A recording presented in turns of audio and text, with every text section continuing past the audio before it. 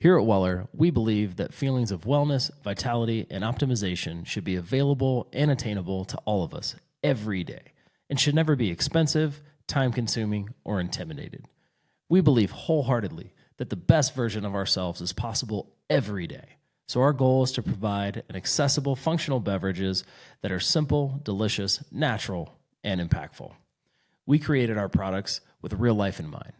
Our clean label, convenient, and always delicious beverages meet you where you are and are beyond easy to integrate into your everyday life whenever you want them. Go visit wellerbrands.com and use promo code D&D Podcast for 20% off your order, free shipping on orders over $120. Now back to the show.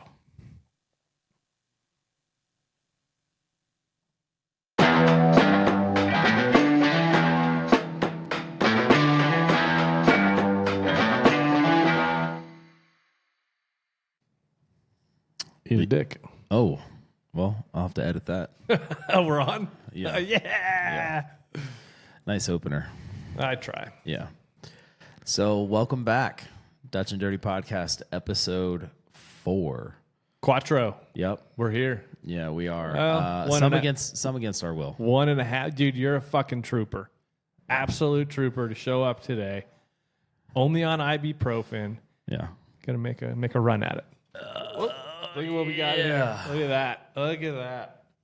If you guys are watching on the interwebs, Dutch broke his tibia.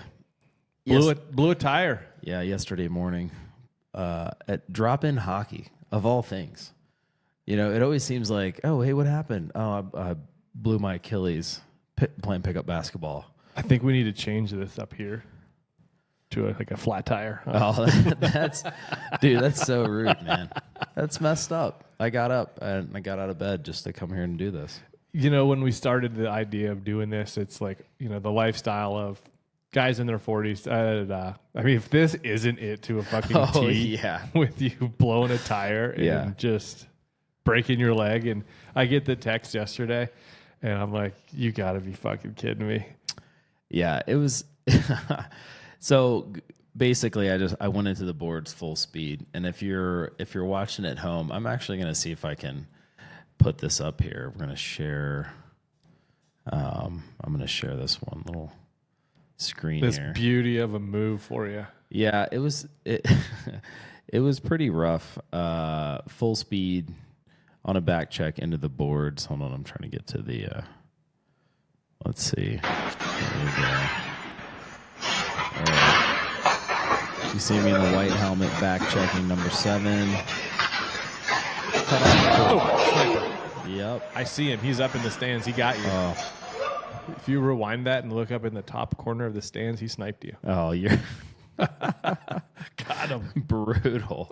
It was pretty rough. Yeah, I basically was just trying to anchor on my left foot. I intercepted a drop pass, and from one of my teammates that I play with on the Dogs, and I just, went in the boards full speed. My heel took all the impact, and I'll when I edit this, you'll see. I'll throw the picture up of the X-ray. There's playoff implications for the Dogs now. I'm gonna tell you, as the general manager, the self-proclaimed general manager. Yeah, I'm not happy. There's vacation implications for you as you're taking the kids out of town, the whole fam, to go skiing. So on the Dogs, really quick. So we had our first loss last weekend. We're 9-1 on the season. Playoffs are Friday. So I'm basically, as of right now, I went to ortho urgent care, got an X-ray. They sent me over for a CT. I'm in a boot at minimum from 4 to 6 weeks, and then I find out from the CT today. Hopefully, I don't need surgery or pins or screws or anything like that, and just have to wear this boot for 4 to 6 weeks. Are the rosters frozen for playoffs, or as the GM, can I look? No, and maybe, they're frozen. There are no trade deadlines. You have to be a registered player to play in the playoffs. I'm a little fucking salty about it. I'm a little butthurt. But yeah, our first playoff game is tomorrow night. Are you butthurt that you put yourself above the team, or were you trying to improve yourself for the team? Which one is it? No, I one of the guys in our chat was kind of riffing off of what the Trump Elon did. Like, hey, tell me 5 things that you did last week. Yeah. And my buddy Brian was like, hey, coach, I just want to let you know, here are the 5 things that I did last week to secure my spot on the team for the playoffs. Like 20 minutes at the Super Deaker, dropping in and this, that, and the other. So, no, if anything, I'm just trying to get as much ice time as possible. It's a perishable skill. It's like golf. Oh yeah, you can have a great, outstanding round, your first round of the season, but the second one is pretty humbling. Nope. That was a fluke. Is that when you go home and Google Q school and then you go back out and fire an 83 and you're like, well, I'm not going to quit my day job. Yeah, no, I don't know about that. So hopefully by end of today, excuse me, I'll have some more insight. But you're right. Huge bummer. My wife and I are taking our kids to Park City, Utah for spring break on the here in a couple weeks. And I definitely can't ski. We're meeting some friends out from Baltimore. They're going to be there with their kids, and my after ski is going to start when they ski. Yeah, I was going to say, do you think you're saving money by not buying lift tickets, or is that bar tab just going to espresso martini 13, please? It's funny because when this happened, my wife was like, "Should we just bag Salt Lake?" And I said, well, we can, but the whole trip is already paid for. Yeah. So you gotta go. The condo's already paid for. The lift tickets, I ended up, just a little shout out. If you are a vet, you can get 40% off your Epic Pass. Oh, wow. For the entire season. So for the kids and dependents and things like that. So it ended up being like $350 for a full season pass. That's killer. Epic Pass for the kids, which, if we would have just gone and they skied 3 days, it would have cost $600 a kid. Oh, yeah. So they're already paid for. I haven't skied once this season, even though I just went to Surefoot 2 months ago and bought you went and got your boots fitted? Yeah, custom boots, fitted, molded, all this stuff like that. I'm not going to be able to ski this entire season. I mean, we have had shit weather here in Tahoe, but... Well, yeah, the hits keep on coming, and that's the one I just thought of. So, fuck. Another one. Hit him while he's down. Yeah. I'm going to have to come check on you like weekly, make sure you're not sliding into a little depression. No, I'll be okay. You were getting after me this morning. You're like, I'll just take a pain pill. I got to say, you did step up. Like, I was like, hey, I'm getting calls. People are looking for episode 4. There's probably 4 subscribed. They all called me like, hey, dude, when's the next one dropping? Yeah. I said, dude, we got to get it to them. We got to give them what they want. We got to give them what they need. It's a good episode, too. It is. We have an outstanding guest that came on this week. Really excited about that. But if you're ready, I think we should transition into our staple here. Absolutely. They got me. Done got again. Yeah. So I'm going to go ahead and put dirties up real quick, and then you can go ahead and explain. I'll explain everything behind it. It's a real quick story. So ever since I can remember, my dad always goes to the Rolex 24, sports car racing, love sports car racing. Ended up, a couple years back, ended up buying a car and running it. And like anything, whenever I do something, I, similar to you, go out and get all the shit you need for it. So I bought a pretty sweet helmet.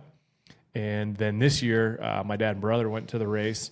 And I went and watched it, and to have fun with them, I called them and FaceTimed them and said, I'm pretending like I'm there with you. And I put my helmet on and FaceTimed them while they're at the track. And then I didn't put it away. And I was like, you know what? It would be cool to hang this in the office. So I went on to Amazon, looked for the old helmet hanger, and bought this one that we see here. Now, after I admitted that I am probably not the best at installing it, to you were like, did you put in the anchors? And I did. I totally did. I just completely botched. I don't know if I drilled too, whatever. I go in there the next day and the fucking thing is hanging forward. Thank God it didn't happen because I have it right above my desk where I work from. And I was installing it thinking this is going to land on me one day, but thankfully I was in there the next day and I look at it. I'm like, yep, you're an idiot. So took it down. It's back on the back put away. Yeah, so I actually have 4 of these. Probably installed in my correctly. Garage. And when he told me, he was like, yeah, this thing is trash, like blah, blah, blah. And I'm like, I think this is operator error. It is. Because I have 4 of them right when you walk into my garage for my motorcycle. So my option was then to hang a hat like this on it that weighs nothing or move it. But with those anchor holes, I'm like, dude, I want to patch my wall and then repaint it. So it's got to be. Oh, man. Look at this thing. So, like, on the screen, it looks like it's holding a 40-pound leather jacket, the whole thing. No, that's a full suit, the whole gamut. But yeah, no, I think that was operator error for sure. So I mean, you did spend $14 total on it, so I think that might have been wasn't too bad. Yeah. So how about you? All right, so for me. Like I said in the last episode, I have a plethora of workout recovery gear and things like that. So the one that got me was it was on Instagram, and oh boy, here we go, playing hockey and all these other things and abusing my body for the amount of years that I have. A lot of my stuff is like workout recovery ads. And then this is one that ended up coming up. So I have a lot of issues with my elbows and my shoulders, and this is called Slingshot. And it is something that you wear across your chest and it goes over your biceps. I got to tell you, this thing is legit. What do you do it with? What's it for? So push-ups and or bench. So right here, see how it's elastic? Yep. And it's pretty comfortable, and you wear it on your biceps here, just like this. So you put it on, and it really kind of just helps take all of the pressure off of your shoulders and across your, your elbows and across your shoulders. And it just kind of gives you that like rebound ability. And it works great. This is the one that I got. It was $52. It's awesome. It's not that you don't have the strength to do 60 push-ups, but it's as your joints just start like screaming at the fact. And I get a lot of clicking too in my elbows, and that kind of went away. You know what I'm getting from this? I'm getting Tin Cup vibes when he had the shanks and went on the range and had every gizmo put on to get better. Yeah. That's what I'm getting from it. I'd love to have shown up and you been wearing that. Well, yeah, I mean, you're just doing push-ups, bro. Okay. It's not a big deal. But yeah, this is by Mark Bell, slingshot.com. I highly recommend it if you got any shoulder or elbow issues. A lot of people flare out when they do push-ups and stuff like that. Just no bueno. No bueno. Yeah. So, real quick, I do want to track back to the fact that I'm going to be 44 this year. 2-time decorated combat vet. Played ice hockey for 30 years. Have never broken a bone. I asked you that in the truck ride here. This is the first bone I've ever broken in my That's in my impressive. Life. Yeah. So, hence workout recovery. How many bones have you broken in your life? A couple. I think my wrist twice. Yeah. And then my hand. Yeah. Your heart's not a bone, by the way. Oh. It's cold and black. It's cold and black. Right on. Okay, so one of the things that we kind of want to get into today as the, there's a lot of hockey that's going on right now. We're not going to get too much into hockey because the trade deadline is actually tomorrow, the 7th. And I think a lot of things are going to come out of that. So I think it's a little preemptive if we kind of touch on that because it's all speculation. There's a couple of trades. I know the Pens are just fire sailing everything and trying to make some moves, even though it's not going to help them no for this season. But we're not really going to get into the trade stuff, but I do want to get into the Great Eight chase. So Wayne Gretzky's scoring record is 904 goals. Alex Ovechkin, player for the Washington Capitals, Russian player, is at 885 of last night in the Capitals win over the New York Rangers. Great game. Wonderful game. Yep. Ovi got a goal to get to 885. Tom Willie ended up getting the overtime winner on a dive over the goalie, which was pretty awesome. Pretty legit. Remarkable. Repping my Caps 50th anniversary sweatshirt today. And we're going to keep track. He's got 20 games left. He's got to get 9 goals to tie, 10 to win. What's the thoughts? I'm sticking by what I said. He will score against Pittsburgh in the last game of the season in Pittsburgh to do it. Really? Dude, there's been so much around this. So listening to Spit and Chicklets podcast, they were talking about once he's within 5, Gretzky is following, like going to the games to be there when it happens. Oh, yeah. And I think Bettman is as well. And then there was another, that's not a controversy. That's awesome from the great one. Yeah. Then there's the controversy that ESPN or TNT or whoever, they're flexing a lot of their games now. Like they flexed yesterday. It was a prime game that the ESPN or TNT or whomever announcers are going to call it versus your home guys calling it. Which is kind of trash because I noticed last night there was a lot of, oh, yeah, he's going to do it. But, 321 of his goals were power play goals. Or, 70 of his goals have been. How many would Wayne have had net. on overtime like it is now? Like dude, just enjoy the fact that we're witnessing one of the most unbreakable records ever possibly be broken or will be broken. Yeah, for me, it's a lot of like, I don't really have a whole lot to say. So I'm just going to talk some shit.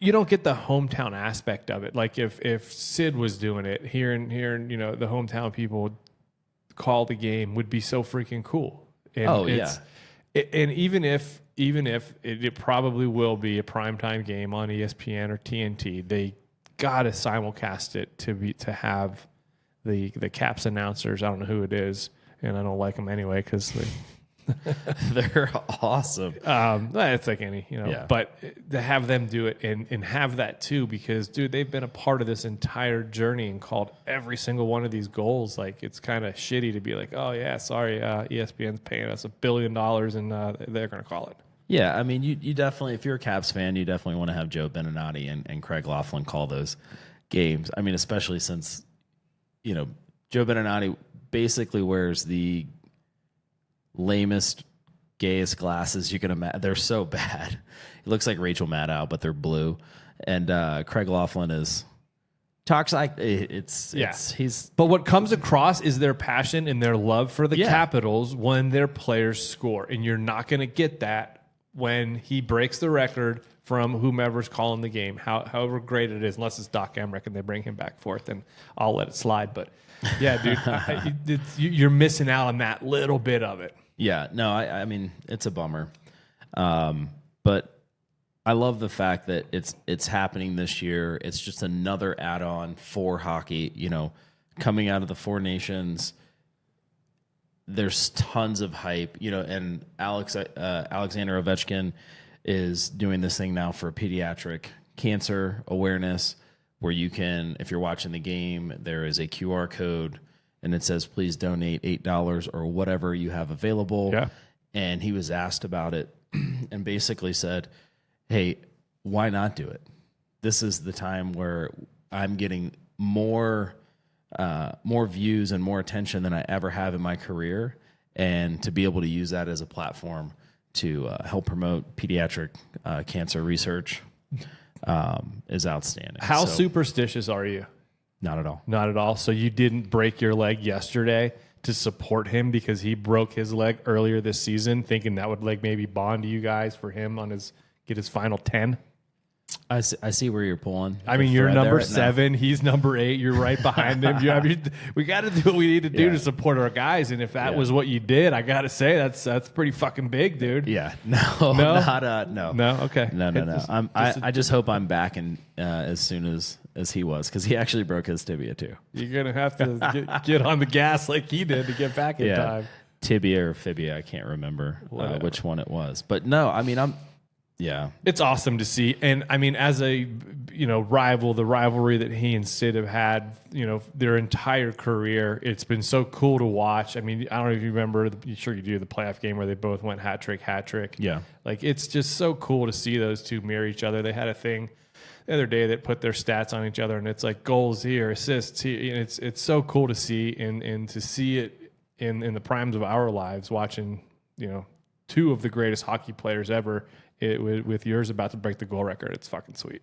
No, it's great. And, good luck to him on breaking this record. I think it's well deserved. And I think the person that he's chasing, Wayne Gretzky, I don't know if you haven't watched The Great Eight on ESPN Plus, it's a little docu series, or not a series, a little documentary about Alex Ovechkin, how he came up, his scoring and things like that. And Wayne Gretzky's a part of it, and saying that this is what you want. Yeah. You want to play at the highest level and, have excellence synonymous with your name.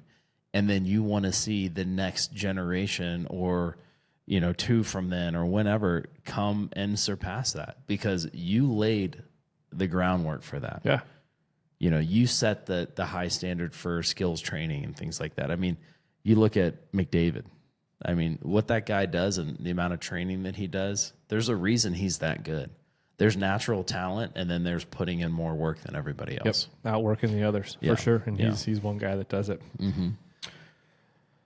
So you want to segue from that, or you want to go on a little bit more? No. Let's segue. Because there's a good segue from that. Is the only thing cooler than watching greatness is seeing greatness that you knew at a young age and develop talent over time. Mm-hmm.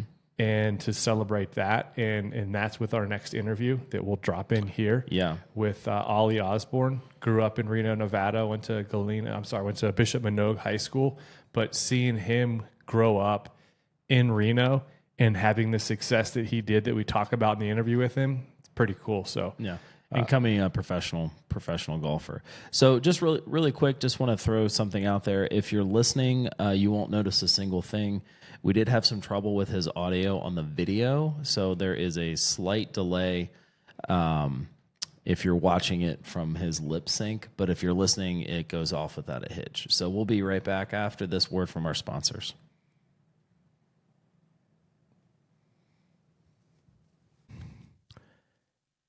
Hey, out there in podcast land, it's Dutch from Dutch and Dirty.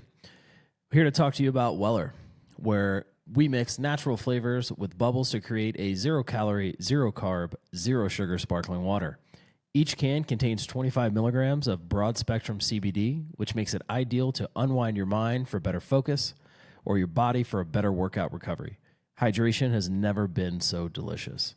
I got to tell you, this product's great. I use it all the time, sometimes twice a day. For me, it's always generally before a workout and or a hockey session, definitely before the range to get those jitters off. Not big on the caffeine going into the golf course. It's outstanding. Watermelon's my favorite flavor. There's 4 flavors. Go see us online, wellerbrands.com. Use Dutch and Dirty code D&D podcast for 20% off, and $120 on your first order gets you free shipping. Back to the show. All right, I'd like to welcome in our first guest ever on the Dutch and Dirty podcast that is currently making money while he plays golf. He's the 2020 US AM runner-up.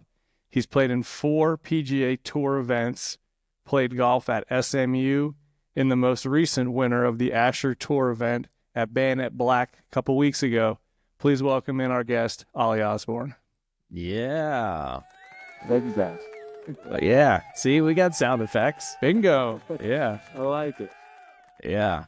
Dude, well, welcome to the show, man. I'm so happy to have you here. I actually reached out to your dad Him and I are both members at a club called Montreux in Northern Nevada, and we get to hang out Saturday morning, have some coffee, hit the sim. I try to get as much dirt on you as possible, but I got to tell you, man, you're pretty squeaky clean. Same here, man. I was digging, and there isn't much, so we're going to try. I'm glad that nothing came back. Yeah. So it was pretty interesting. I love your dad and your mom. You guys have such a great family. And we were chatting a little bit about just, you coming up, and he was saying, hey, you should ask him what his first golf memory is. And he's like, I bet you won't even you won't even get an answer, or he might not even have one, because you grew up on a golf course. You were on the course in a car seat in the back of a cart before you could walk. So what do you think your first memory is of playing golf? Definitely with my dad, my brother and sister. We all started when we could walk. Dad just put us in the back of the cart and told us if we could keep up, then we could keep hitting the ball. So definitely one of those rounds. I'm pretty sure I'd shoot like 100 on 3 holes. Yeah. Kind of like us today. Keep rest. Yeah, because my oldest son is starting to play golf, and he's older. He's 13. But one of the cool things that your dad was telling me was, once you guys got to the point, he would give you a certain amount of shots that you could take to get to the green. And if you could do that, then he would keep moving you back and back. Mm-hmm. And I just think that's such a great way to kind of keep the interest of the game. Did you play a lot of other sports growing up too? Yeah. So all of us did ski racing. My brother and I did baseball as well. And then I dabbled a little bit with basketball. There's a reason I'm not playing it now. So Ollie, how much of those other sports do you pull in to your golf environment? Is there mental toughness from ski racing, anything from baseball that you can use through your golf development? Yeah, I think ski racing actually helped a lot with speed, more of like a physical thing. And then as far as they're so differently paced. Yeah. They're so much quicker than golf. But I mean, play any sport, you can learn something and pull from it.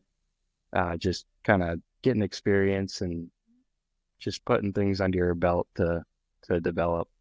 For sure. Right on. So one of the things that I've kind of noticed about you is you just seem kind of calm, cool, and collected most of the time. Who knows? You could be a complete rage monster on the inside, but I've never seen it.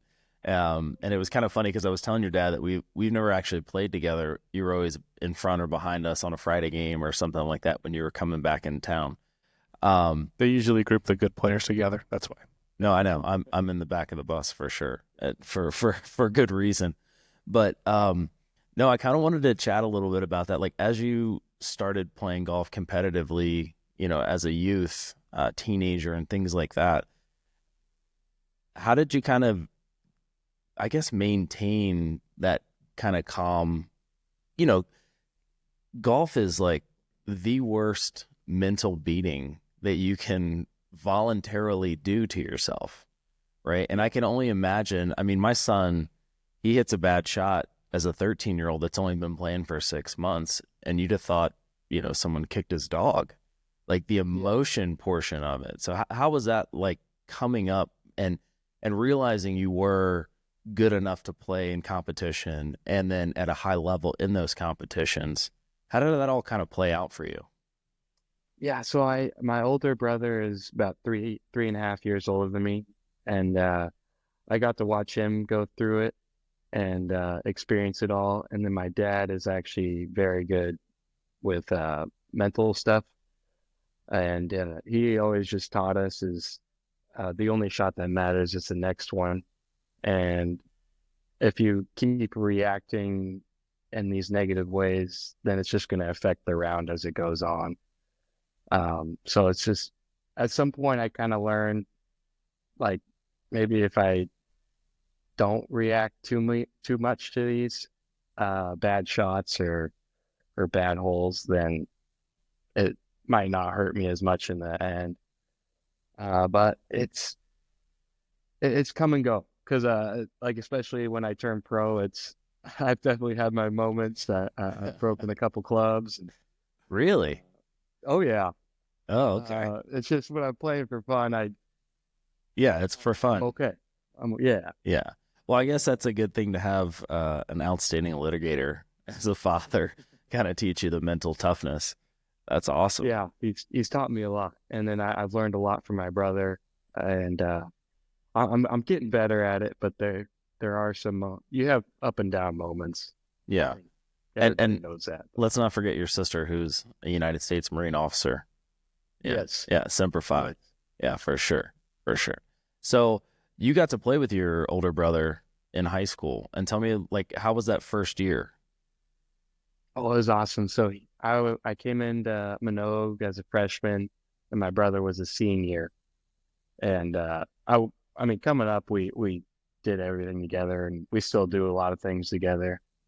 But I like being able to play golf with him. We actually, so the Minogue has a ski racing team, and we actually won state together before the golf season started on the ski racing team. Mm-hmm. So that was a ton of fun. And then we jumped over to golf, and then, I mean, having a brother on the team is awesome. Yeah. Nothing better. It's so fun. And you guys did pretty good that year too, right? Yeah. We were able to win state as a team, and we were, our state tournament was actually up in Montreal. Oh, right on. Yeah. So that was fun. So 2-time state champion as a freshman. Yeah. I mean, every team I was on, I won a state championship. Yeah. It went downhill from there. Yeah. Right on. So you mentioned your brother, Steven, who went on to play at the University of Nevada. Mm-hmm. Then you graduate from Minogue. Was there ever a thought for you, hey, I'm going to go play at home at Nevada with my brother, or was it always SMU, or what was the college recruiting process like for you? Yeah, I went through a lot. I actually considered it quite a bit. I knew I wanted to try to take golf to the next level, so I was more thinking of the weather and like our schedule and where we practice. So when I was able to play good enough to maybe get out of Reno, that's kind of when I transferred that thought.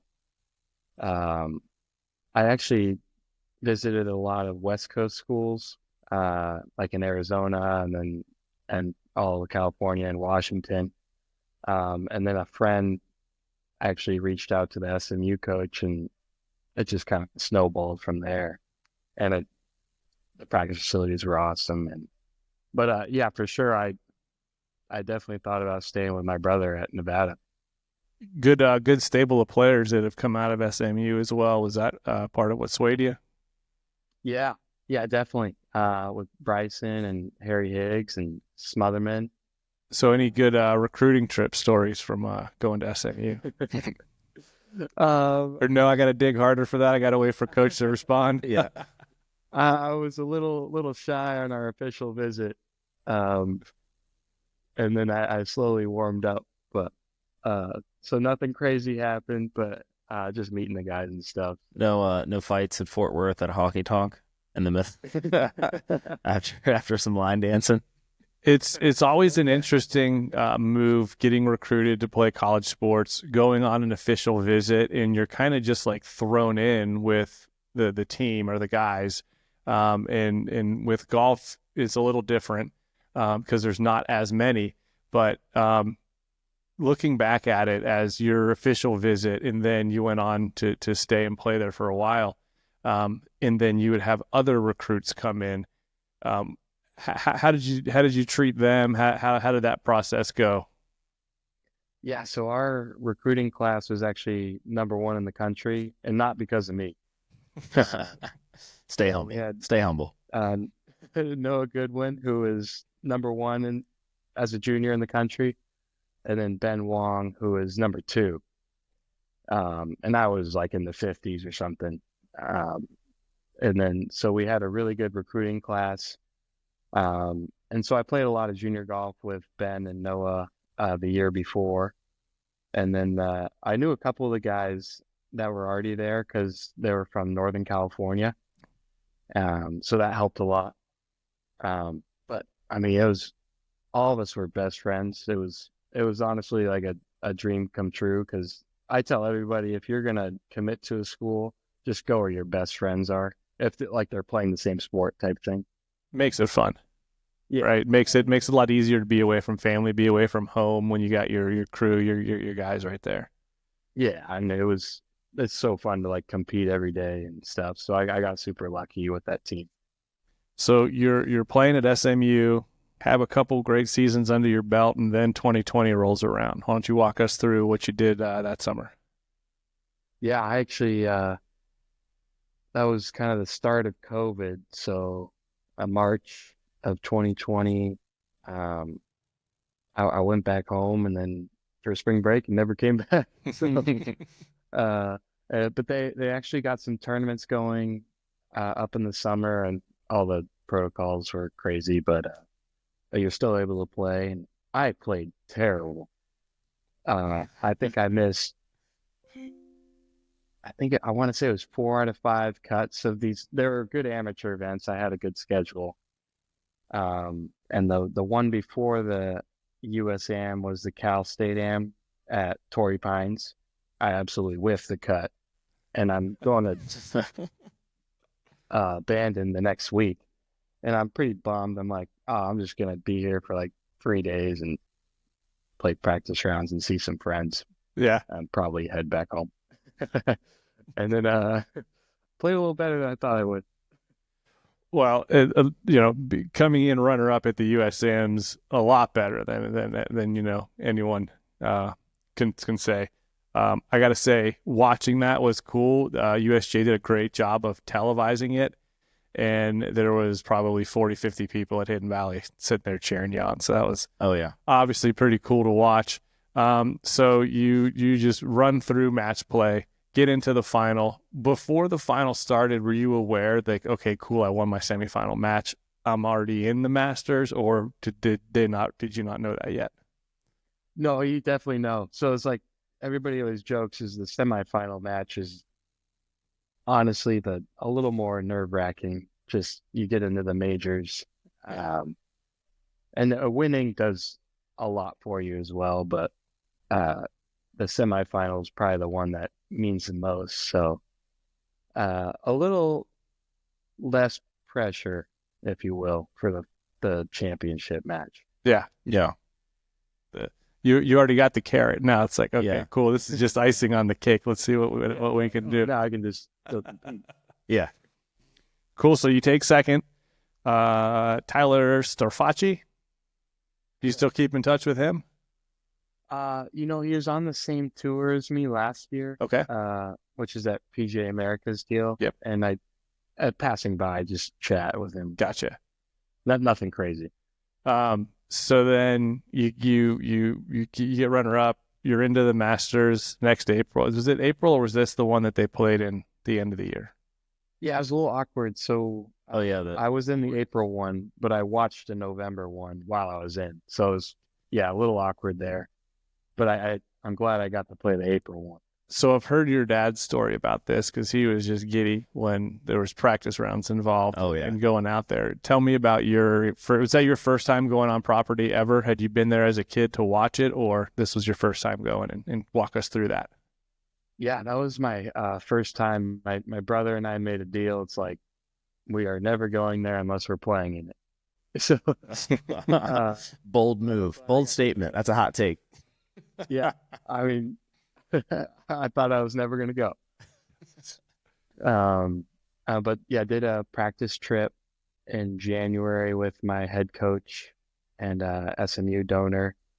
And then I went with my dad in about mid-March and played with a member that we got connected with. And we played 27 in a day and whiffed our flight. That's allowed. Yeah. There's never a reason to miss a flight. E9 at Augusta's one of them. Yeah. And the member's like, "You guys want to go out for another back nine?" And my dad's like, "Yeah, Yeah. yeah, Yeah. I got plenty of miles. We can get it figured out. we'll change that." Yeah. Sweet. So then tournament time comes around. When was your pinch me aha, or what was your pinch me aha moment that now I'm actually playing at Augusta in the Masters? I would say, probably the practice rounds. I got to play with some cool guys. So Monday I played with Bryson and Kevin Na, which was awesome. Both of them were great. And then No, was that through a SMU Connect, knowing that, hey, you're the guy from SMU? yeah. Cool. So Bryson actually got in touch with me and was able to set up a practice round. So yeah, he was awesome through it all. Wow. Super helpful. And then the second day I played with Dustin Johnson and Gary Woodland, and DJ had just won the November Masters. Okay. So that was another awesome experience. And then the last day I played with all the South Africans with Charles Schwartzel, Louis Oosthuizen, and Christian Bezudenhout. And those guys were hilarious. And I mean, all three of those practice rounds, it kind of started to set in. And I was pretty nervous teeing off in front of them, but putting that peg in the ground on one. Watching it on TV and then going to it for the first time, how just struck were you with, I mean, one is you're just straight down a hill, straight back up a hill to the green. Yeah. I tell everybody is you can kind of see the fairway depth on TV, but like the greens, you have no idea. Yeah. I was standing on the front of 6th green. I know they've changed it a little bit and it's a little bigger back there, but the top right shelf, when you're standing on front of the green, is taller than me, which I'm 6'1". So it's Stop bragging. pretty crazy, but it's so fun. Yeah, there's that's a diabolical green to just sit there and look at it and think, oh, okay, well, if I'm on the wrong shelf, I've got to get down in 2 now to make par. This isn't going to happen. Yeah, you can definitely play some hockey around some greens. Yeah, it's crazy.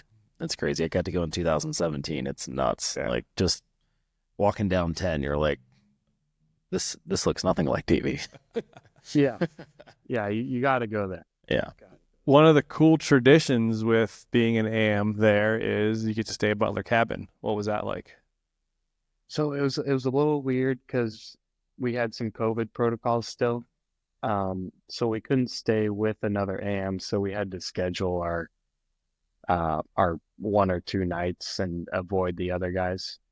So I stayed there on Tuesday night, and it's hilarious. Like you walk into the clubhouse and then just keep zigzagging up some stairs, and each bed is probably like 6 inches on each side of you width. Yeah. And your feet are hanging off the edge.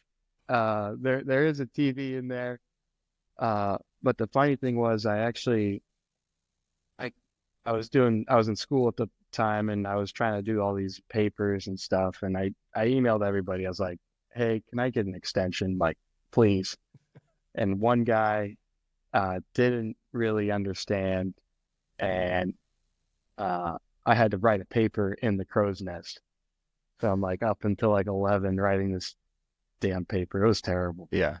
Just tune into CBS on Thursday. That's why I'm not doing your homework right now. I'm I saw him next week. He's like, I'm sorry, I didn't understand.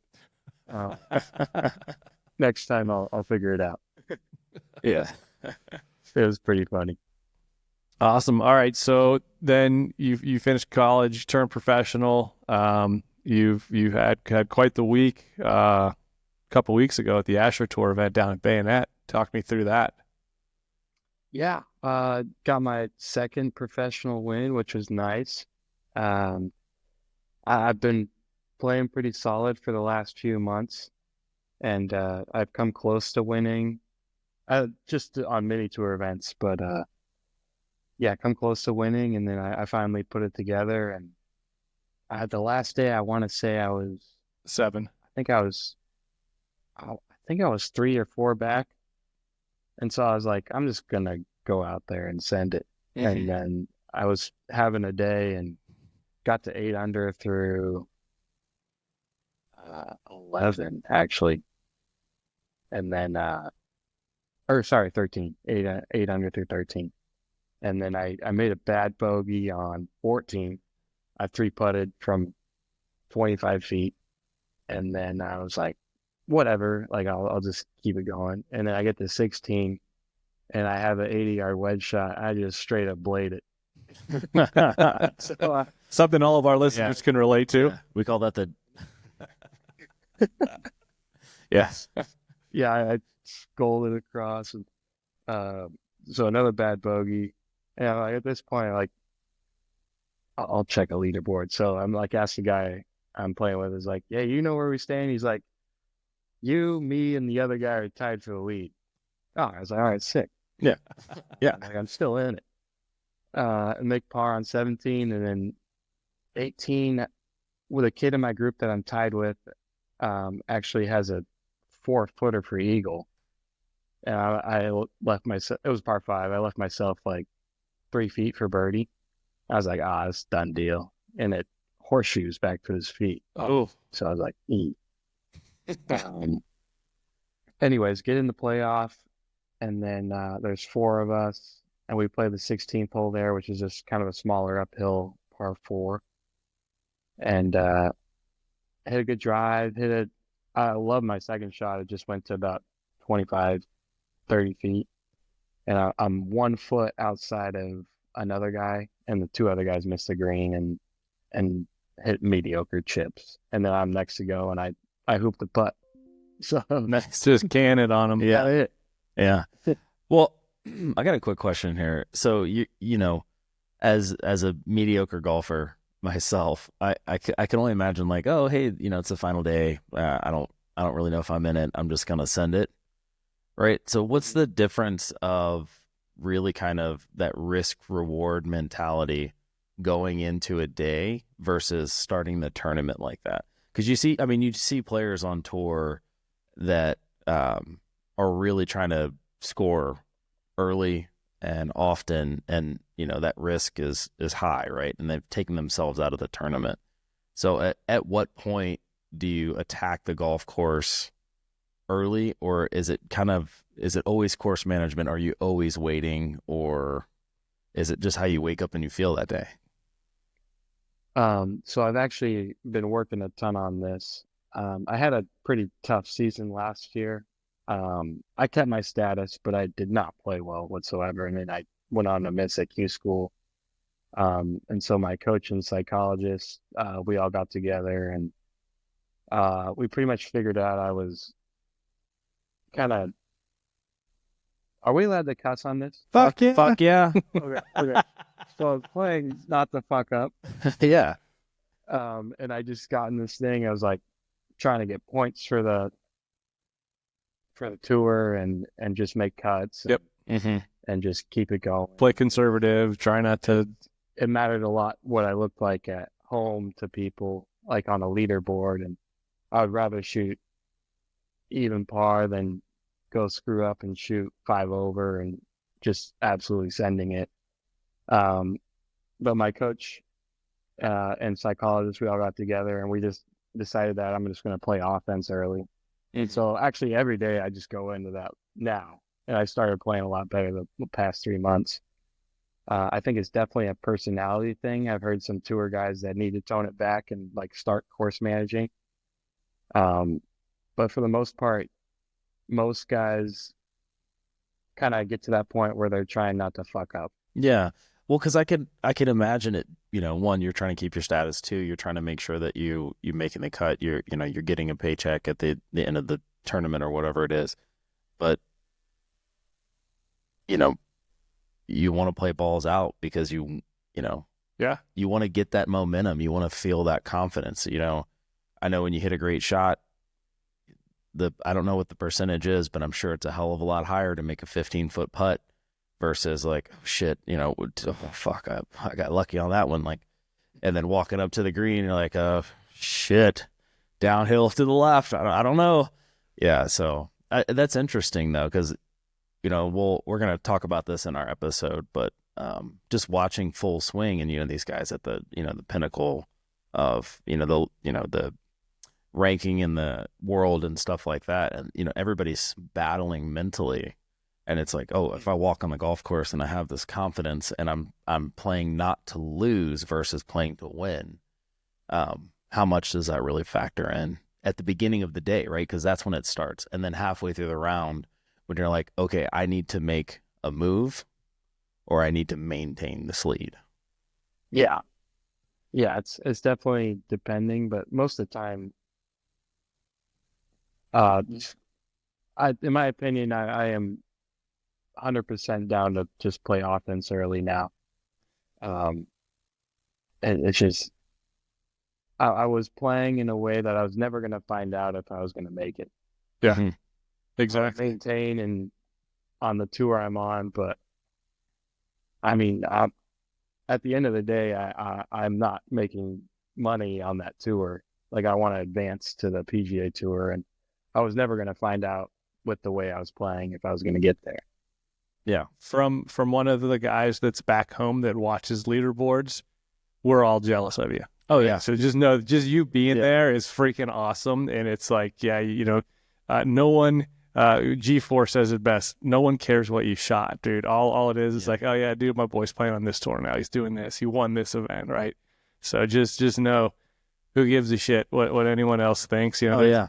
Very, there's very few times that like people like us get to feel that, like playing in a mid-am or playing a USJ 4 ball. I was like, I don't want to be like an asshole and be finished dead last. Who gives a shit, man? Go out there, play golf, have fun, go at pins, try to win. Because if not, you're going to do kind of what you said is, I'm just waiting. Well, while you're waiting, someone else out there is like saying, shit, I'm going after pins. I'm going to shoot 6. I'm going to shoot 7. I'm going to shoot 9 today and get there. Yeah. But everyone here is proud of what you're doing and loves supporting you. Yeah, step on their throats, Ollie. Get after it. Get after it. Needle them. Well, good. You addressed I'm so glad you're as open as you are about it. You addressed last season. You said, hey, I talk to a sports psychologist. I'm doing this to change my game. So we don't have to go into last season. But one of the last things I want to go in with you is, what's your plan for next year? What is that, or for 2025 this year? What does that look like? Is it PGA Americas? Is it then trying to Monday into some web and some tour? What's it look like for you? Yeah, so I'll be on PGA Americas again, and that starts up end of this month, March 27th. Argentina. Okay. Yep, down in Cordoba, Argentina. So we'll do 6 events down there, and then 10 up in Canada as our full season. And I'm going to take this same mindset of like playing offense early and just basically this year I'm going to find out if I can do it. I'm just going to go out there and send it type thing. Yeah. Awesome. And then the top 10 on that tour will advance to Korn Ferry. And then Q School is also a big opportunity, and that kind of happens October to December. Yep. So just hopefully my goal is to be top 10 on this tour and advance the Korn Ferry Tour for 2026. Awesome. That's my goal. Right on. Go ahead. Any Monday plans? I did a couple. I unfortunately didn't make it through. I actually, we might be here for the Barracuda Monday, which would be awesome if I could play it. And then the month off, I'll definitely look into some Korn Ferry Mondays. I think there's one in Dallas. I want to say. Gotcha. Right on. But yeah, I'll try to do a couple Korn Mondays and stuff that. Did you get any advice from Phil Mickelson last week about your 2025 season? Yeah, dude, he was awesome. Super nice guy, but I would say he was just more complimentary of everything and just telling us to go get after it. Yeah, because I mean, he definitely has that type of mentality. I mean, you read some of his articles or whatever. No, I try to swing the golf club as hard as I can every time I tee it up, type deal. So I mean, I'm assuming you guys had fun out there. Where'd you guys play? You guys down in the desert? We actually were in San Diego for that one. We played at Rancho Santa Fe Golf Club and then the Farms. Oh, right on. But awesome course, and Phil was very nice and awesome guy to play with. Mm-hmm. How'd that money game work out? Yeah. I did okay. I did okay. I won a little more the next day. Do you want to tell who was in that foursome? So one of my best friends, Joey Versich, was also in that group, and then his brother, Justin Versich, who I'm also good friends with, and then a couple local guys from San Diego area that just they're great players and they like to play some money games. Yeah. Great dudes. Justin, Yeah. I played Lakeside with him a couple months ago, and we had a good time. Did you? Yeah, he's a good kid. I didn't realize it was he and Joey were brothers until he's like, oh yeah, my brother went to Nevada for a little bit. I'm like, oh really? Who? And then I immediately texted Coach, hey, guess who I'm playing with? And it was pretty cool. Yeah. Oh, that's funny. Yeah. Good group. Who do you got caddying for you for the rest of the year or for the 2025 season? Yeah, so these ones are a little awkward. I don't travel with a caddy, so I'll just get local guys each week. Gotcha. And sometimes they kind of bounce around to events, so I can keep one for 1 to 2 weeks or something like that. But for the most part, it's just different guy, different week. Well, shit, I'll throw my hat in the ring for one. I'll come do it for free. I'll even pay for my own travel. I'd love it. That'd be some hilarious content. It would be. I mean, like, I don't, I'm not expecting you to ask me for any advice or anything. Like, you know what I mean? Like, let's make sure it's on a course you've played. Hand him the 6 instead of a 9, and oops, sorry about that. Yeah. It's on me. Yeah, that's my bad. Yeah. Yeah, honestly, yeah. If you speak English, I'm all for it. Okay. Right on. Well, cool. Ollie, thank you so much. Our first guest. We wish you so much success, so much luck this next year. Check in with us as often as you can. Yeah. I really can't wait to have you back on when you get your card. Not only that, when you get your first Korn Ferry and then PGA Tour win, man, we're looking forward to that. Yeah, for sure. We'd love to check back in with you when you get done your 6 events, or maybe even halfway through it or whatever it is. I mean, just reach out. And I'd love to talk to your brother too. I know he's got his training, personal training going on with the golf aspect, and part of our podcast is, we talk a lot of golf, and we're getting old and decrepit and getting in shape and staying limber and all that good jazz. I'd love to have Steven on. So I really appreciate the time, and we look forward to talking to you soon, man. Good luck. Best of luck. Yeah, thank you guys so much for having me. All right, brother. Click it out. We'll talk soon. All right. All right, dude. Hey, welcome back to Dutch and Dirty. What a class act. Oh, Ollie's the best. Yeah. I can't say enough about what a nice individual he is. I mean, the many times that I've met him around the club, I mean, just full of respect, very kind of quiet, always has a smile on his face. And I think that, a lot of times, especially, we both have children that are anywhere from 10 to, 20 years old. It just goes to show you can tell when kids were raised well. Good stock, man. Yeah. No, I mean, hey, if you're listening out there and your kid's a shithead, it's your fault. It's not the kids. Okay. So do better. Yeah. Like Ollie is a prime example of, just a good individual to be around. And he's got a good head on his shoulders. I'm so excited for him. So am I. Great support staff, great team behind him. Family's freaking awesome. I wish him all the success this season, and it'll be fun to watch. Yeah, and I think it's, as he kind of embarks on this kind of fork in the road of how he's going to approach the game and kind of have more of that, competitive nature. Not that he's not already competitive, but like get out there, score early, do it often, and kind of take more of that, like, step on the neck approach. I'm really excited to see how he does, and we'll check back in with him.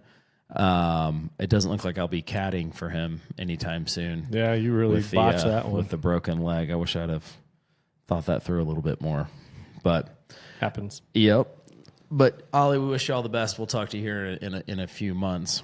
But let's crack on over to the API. Yeah, I was about to say, a good segue to that is, man, I can't wait till we're talking about PGA Tour events and doing our who we want to win, who we think is going to win, our top 10 and our winners, and having him in those fields. So hopefully that's sooner. Yeah, especially if he makes some Monday qualifiers too. Yeah, that'd be awesome. Yeah. So this week, the tour is in beautiful Orlando, Florida at Bay Hill Country Club and Lodge. I had a cool opportunity growing up near there. So me and my dad would go out to this event. And as a little kid, it's, always something really cool to see. I mean, one, you get to see the king, Earl Palmer. Yeah. And then just all the tour pros that were, grew up loving, were people you got to see play, Payne Stewart, Greg Norman, those kind of guys. It was pretty special to get to go out there and watch it, and it's in well, that was a great time in golf too. Oh, unbelievable time in golf. Like, great characters. Early mid '90s, right before Tiger came on the scene. Yeah. Great time in golf. Beautiful course. Got to play it a couple times. Really enjoy any opportunity. If you ever get the opportunity to play Bay Hill, highly recommend it. It's awesome. Really, really cool. So with that, we're starting a segment with it that is want, think, top 10 and win. Yeah. We all kind of have the guys that we root for. Yep. Right now, whether they're playing good or not doesn't mean that they can't just go out there and cut loose and win a tournament. But yeah, I thought it'd be fun if we would do, who do we think is going to win, right? Who's playing best right now? And then who do we want to win? Who we'd love to see win, whether or not they're playing well. And then two that are definitely going to be in the top 10. I thought that was kind of. I'll let you kick off with want. Who do you want to win? I think I'd love to see Theegala win early in the season. He played great last year, kind of came on, and he just seems like, and we'll get into full swing here in a little bit, but like he just seems like he's got a great personality, right? He just seems like he, watching him, his length, his swing, it's so smooth. I mean, he just looks like he was born to be a golfer, and the fact that he's easy to follow, he's fun to watch, high emotion. I love seeing people that are emotional when they play. Oh, yeah. Like, I can still remember Ben Crenshaw, hitting his knees, crying at Augusta. My dad was crying. I think it was like the first time I ever saw my dad cry. Like, I love that kind of stuff. When he gave it up at Waste Management that one year. Yeah. Just the passion the kid has. It shows he loves the game. For sure. So I'd love to see Sahith Theegala win. Who do you got for your want? Want is Ludwig Oberg. Oberg? Yeah, Oberg. Dude. He's another one. He's awesome. I mean, it's so cool to watch him play. And dude, just coming on the scene, kicking ass at the Ryder Cup, and just continuing that. I think he won Waste Management that I was at. You were there, body, but just seeing the manner with which this kid carries himself with, love seeing it, love what it does for the game. It's special. So he's my want. Yeah. Go ahead. Who's my think? Yeah. If Scotty's in the field, you can't not pick him. Yeah, no, I went back and forth. I have DeChambeau. Well, DeChambeau's not in the field. Oh, he's not? He plays for thought he Liv. was. No, that's okay. Oh, my gosh. Are you fucking Hey, kidding I me? broke my leg yesterday. Did you hit your fucking head on the boards, too? Lord. Hey, you know who I'm going to pick? Oh, my gosh. I'm going to pick John Rahm. You fucking moron. Well played, Dutch. Oh, my gosh. Oh, fuck, All my right. stomach Well, then hurts. I'll go Scotty then. Well, you can't pick the same. You All right, I'll jackass. go. Well, It's a full disclosure. You did not want to record today because you're like, dude, my leg's broken. I'm not prepared. I did no prep for this. None whatsoever. But it's all on the fly. No, I'll go. Fuck it. Theegala. He's going to win. All right. I want and think he's going to win. You want and think is there. Perfect. Yep. Do you need to redo your top 10 and win? What? Are we doing a full top 10 or are we just doing 2? No. Who you think's going to top 10 and your pick for a winner?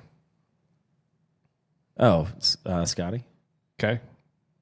And then who's your top 10 pick? Rory. All right. I mean, they're both, they've either won or placed. Rory's at plus 650. Scotty's at plus 210.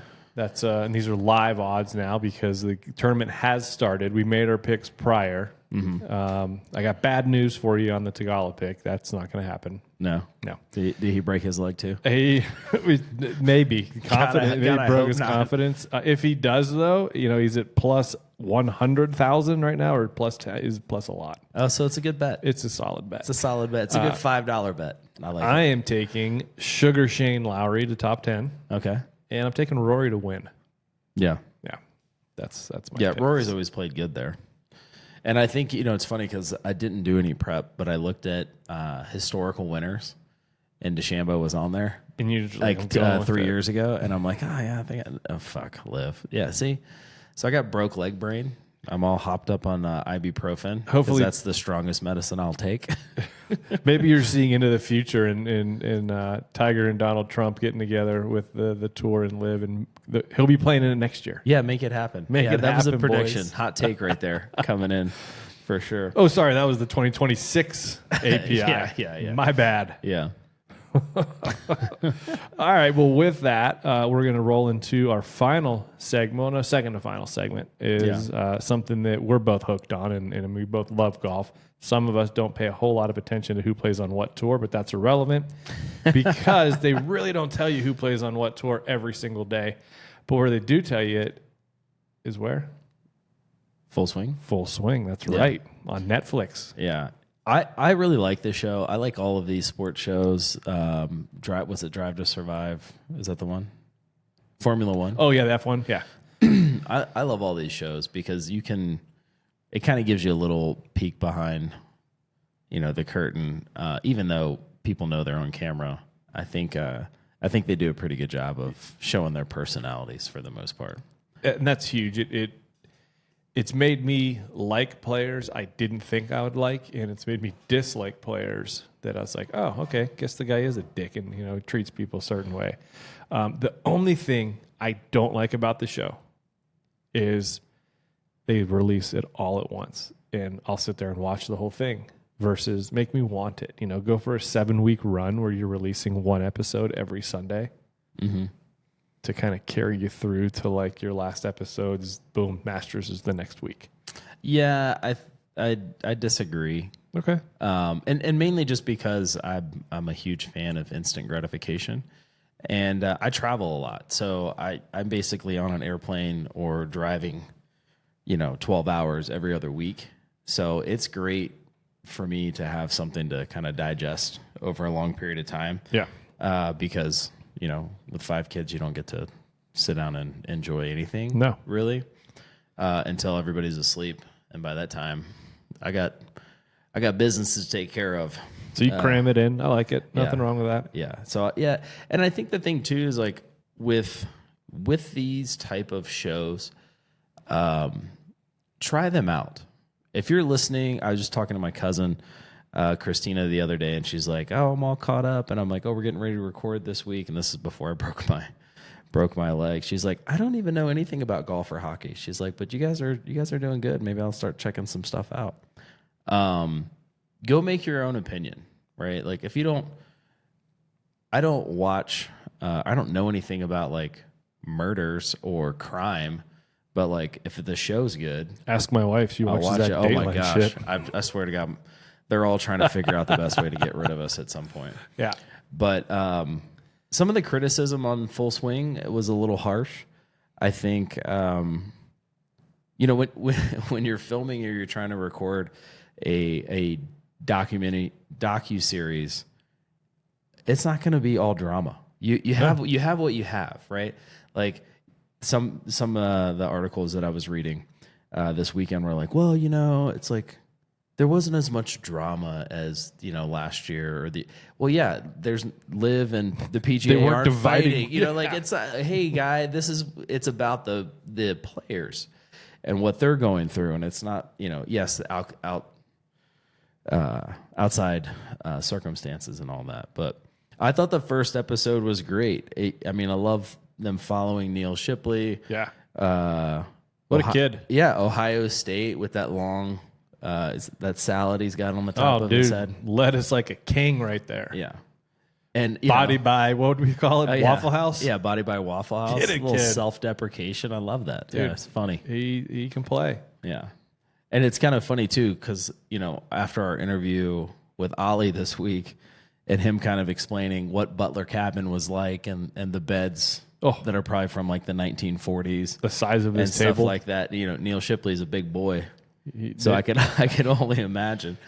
Well, what was interesting with Ollie's experience is that it was during COVID, like you said, and it was just him in there. Dude, there's times where there's like 5 or 6 AMs that get in. Mm-hmm. You imagine being in that little cabin and you can hear everything around in the other rooms.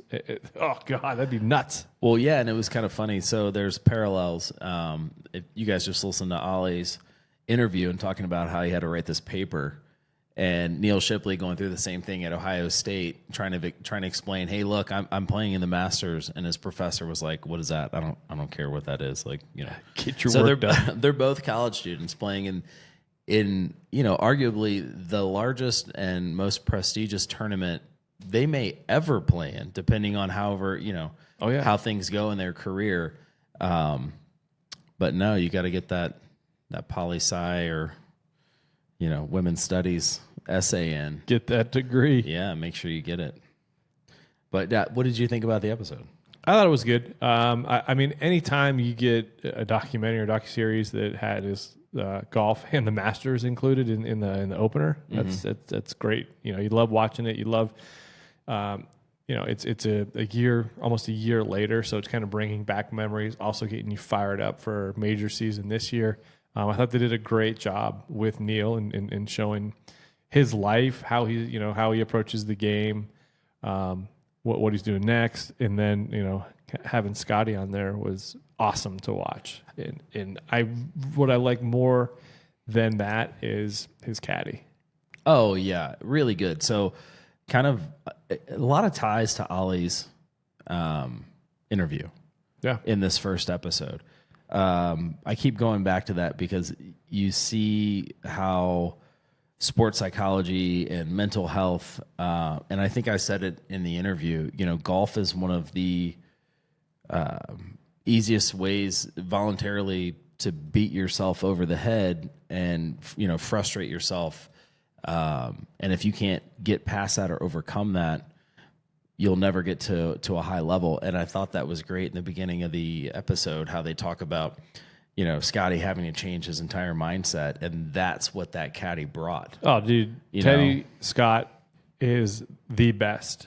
And it's such a reward for him to get Scotty and get to have, to get the call from him to get that bag after working with Bubba for as long as he did.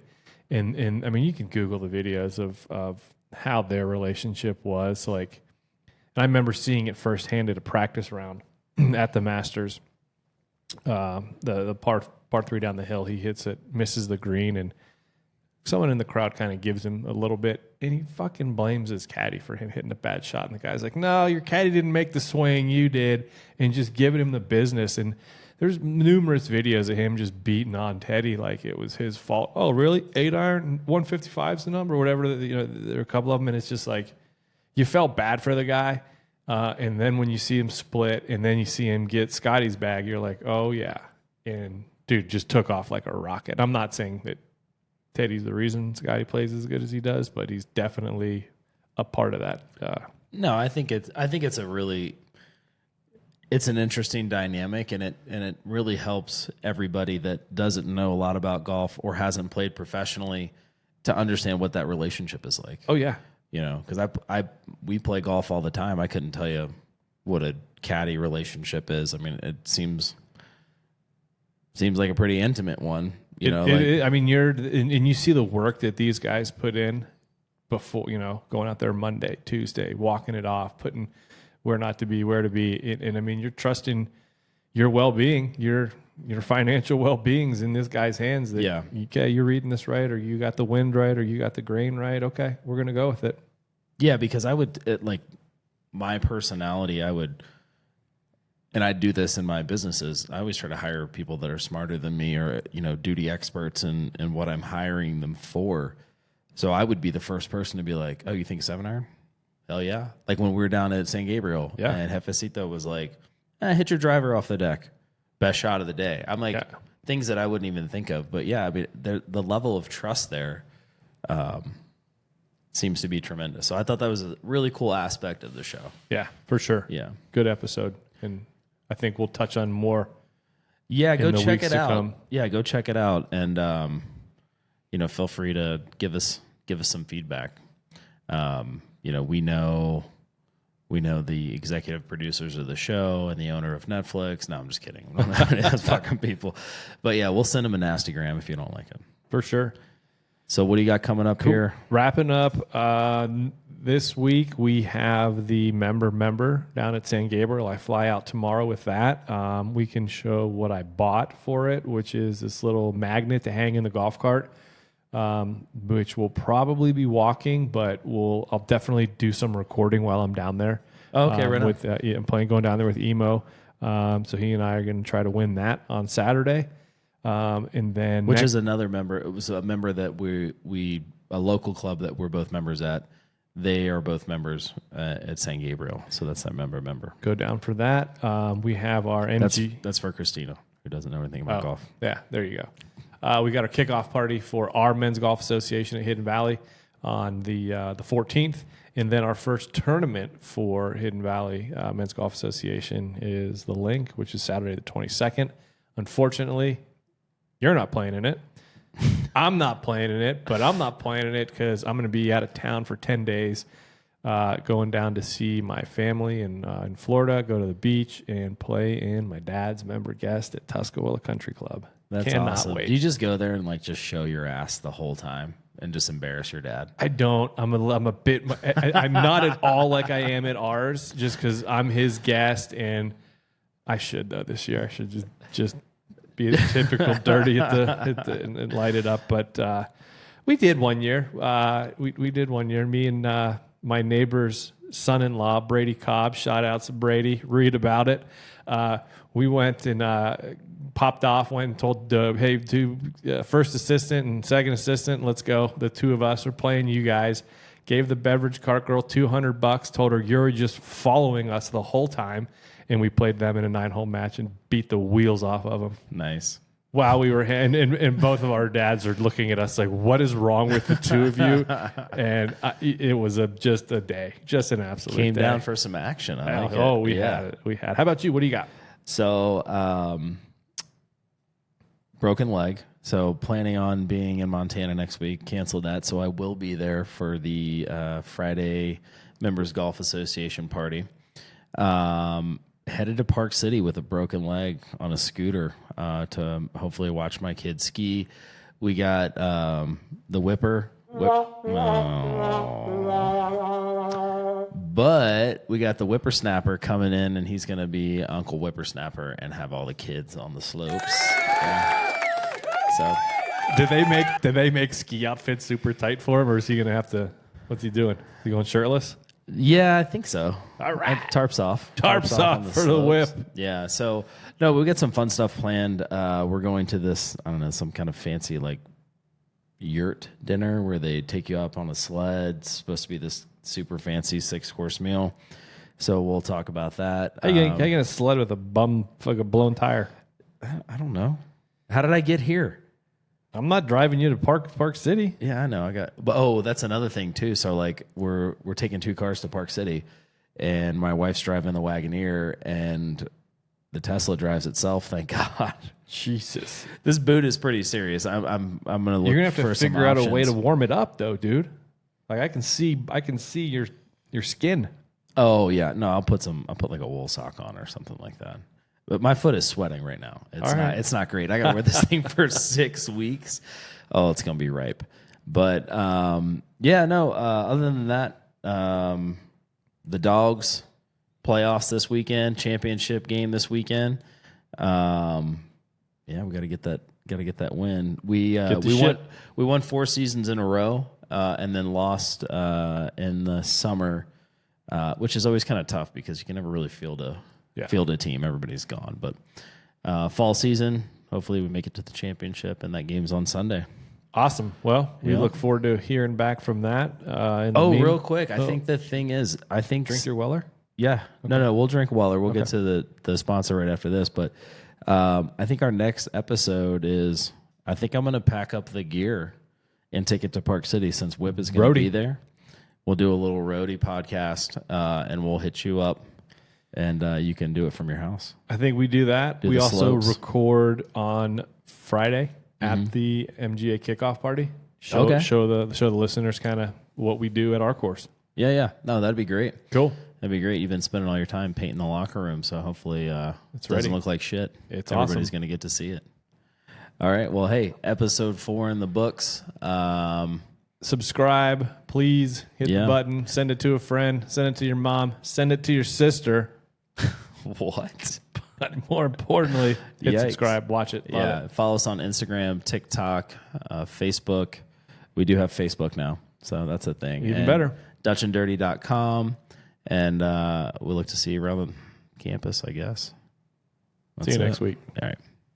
We out. And now a word from our sponsor.